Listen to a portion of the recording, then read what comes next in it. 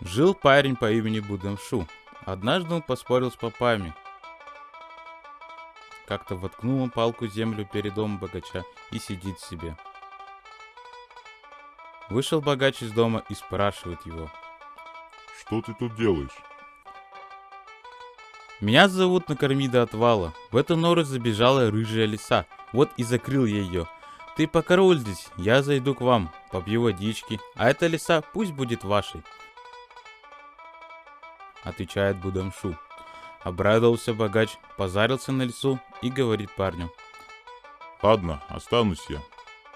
Зашел Будамшу в дом богача и долго разговаривал с его женой. Богач ждал его и стал звать. Накорми до отвала, иди сюда. Услышала голос мужа его жена и очень удивилась. О чем он кричит? Накорми до отвала. Зачем он велит накормить этого бедняка? Снова богач кричит. Накорми до отвала. Шибко удивляется жена богача и много еды ставит перед Будамшу. Так смекались и Будамшу и наелся досыта.